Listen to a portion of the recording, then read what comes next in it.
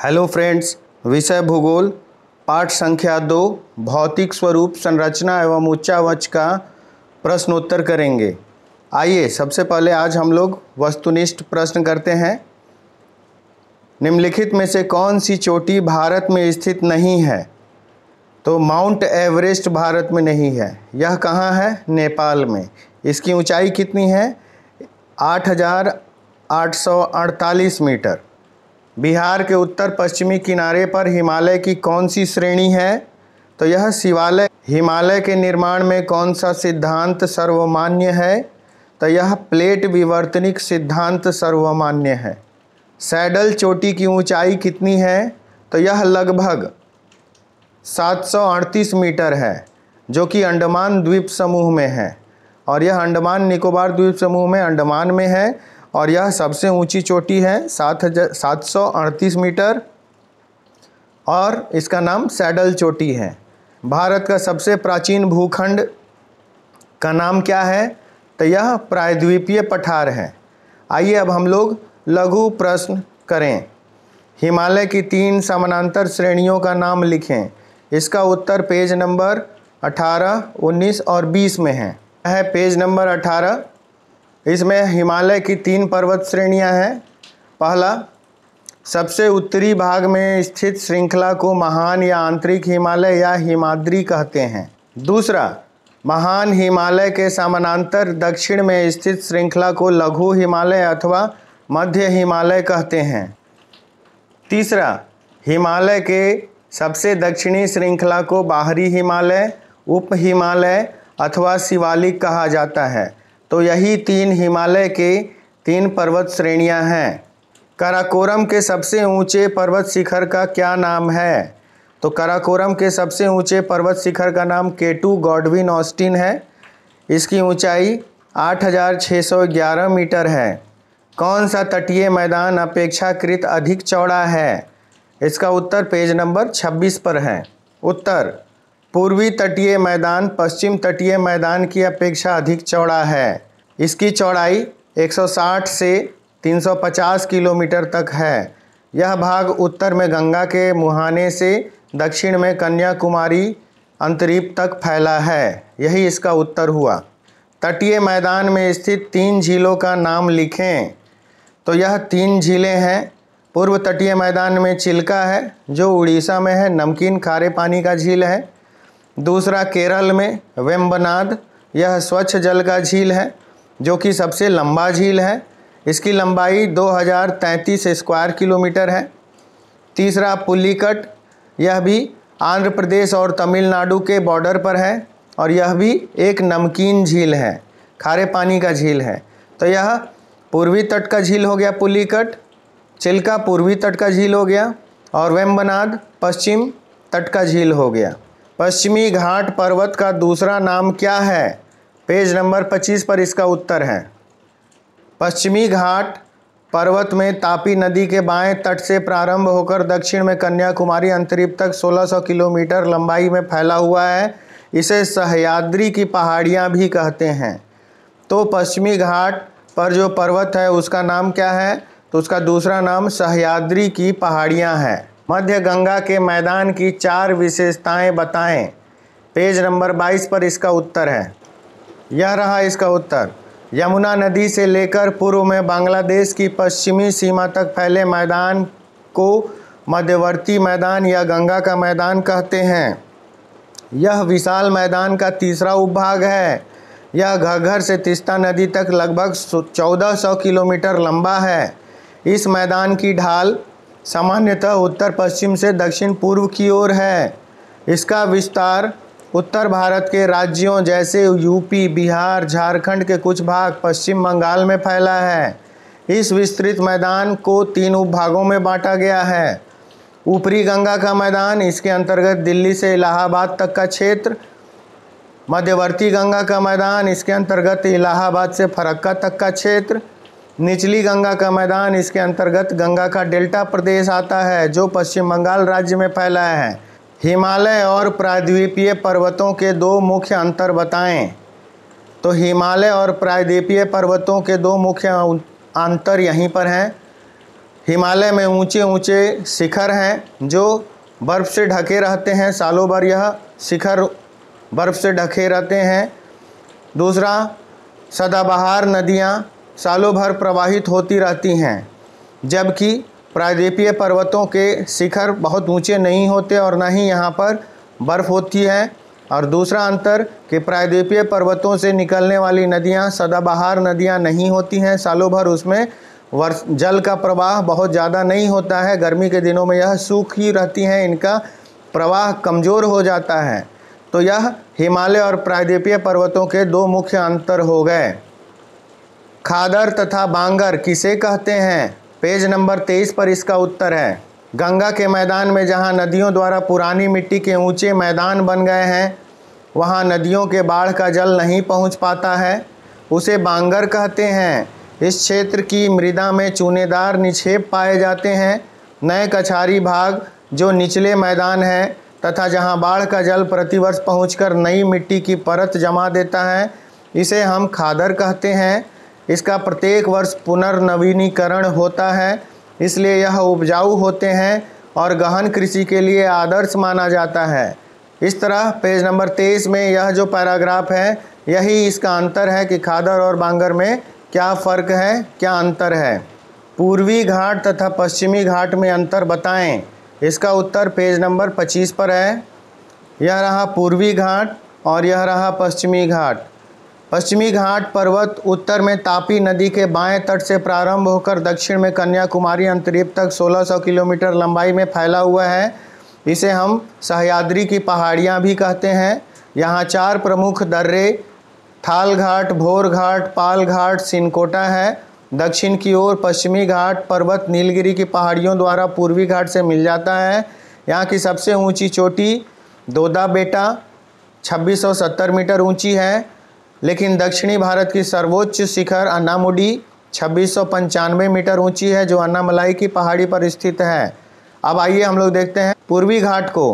पूर्वी समुद्र तटीय मैदान के समानांतर महानदी की घाटी से दक्षिण में नीलगिरी तक दक्षिण पूर्वी दिशा में 1800 किलोमीटर की लंबाई में पूर्वी घाट पर्वत फैले हैं।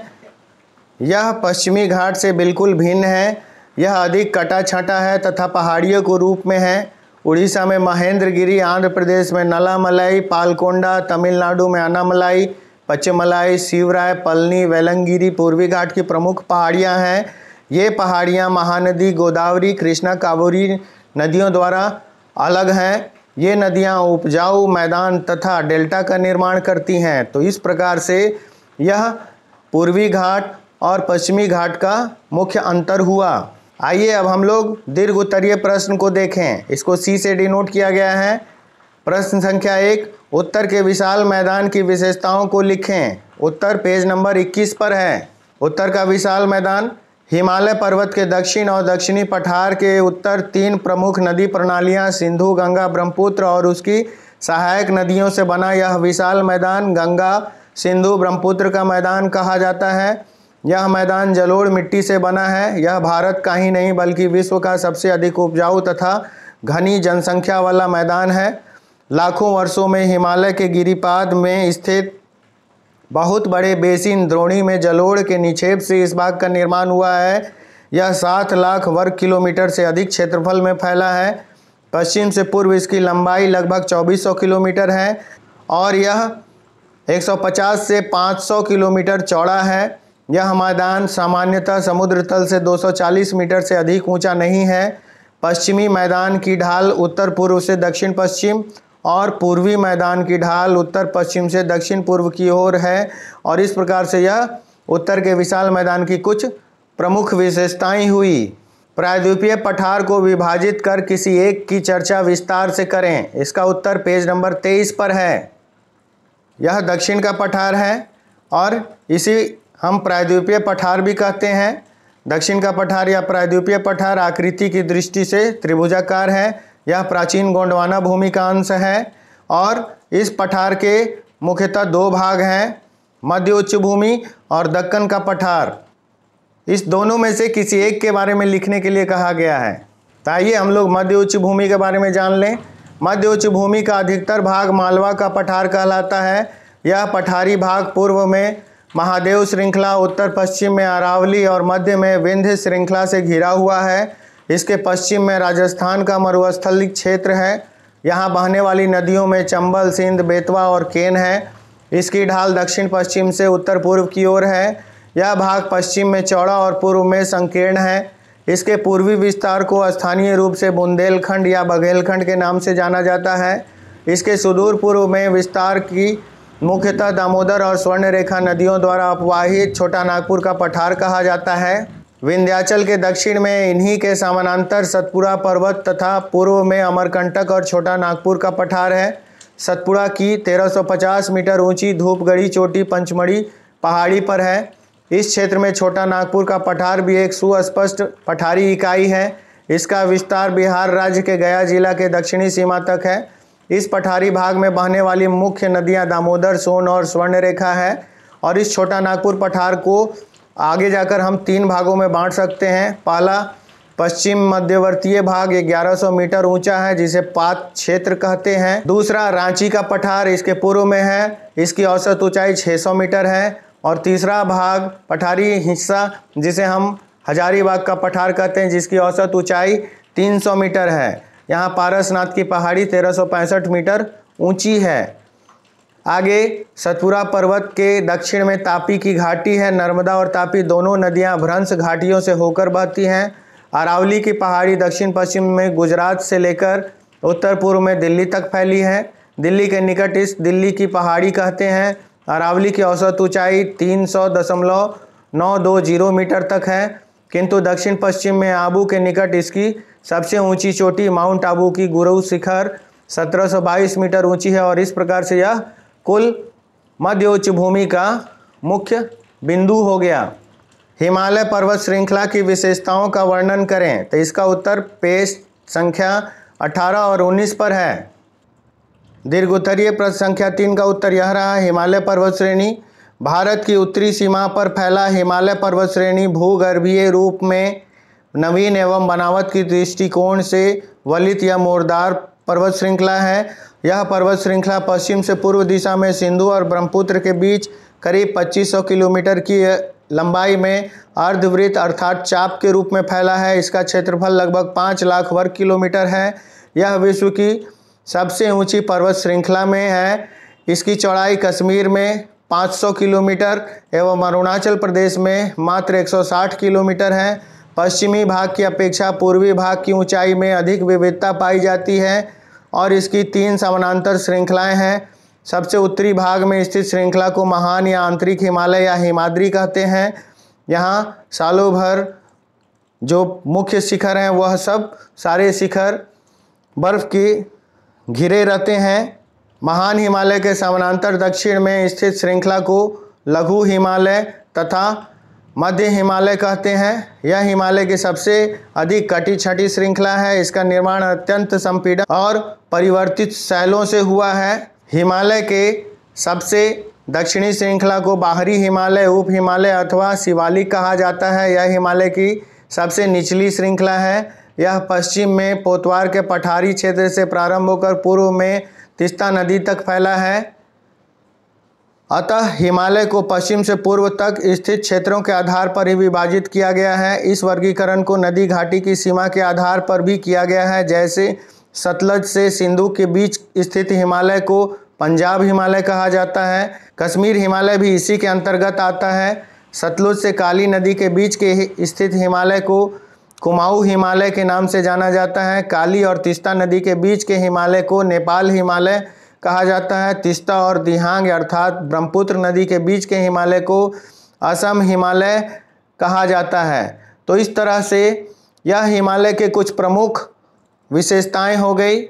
इस प्रकार से हम लोगों ने आज वस्तुनिष्ठ प्रश्न, लघुत्तरीय प्रश्न और दीर्घोत्तरीय प्रश्न कर लिया और हम लोगों ने पाठ संख्या 2 भी ख़त्म किया। आपको मेरा आज का यह वीडियो कैसा लगा कमेंट करके बताइएगा।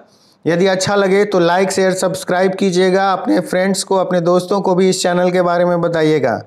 मिलते हैं बहुत जल्द नेक्स्ट वीडियो में। तब तक के लिए धन्यवाद।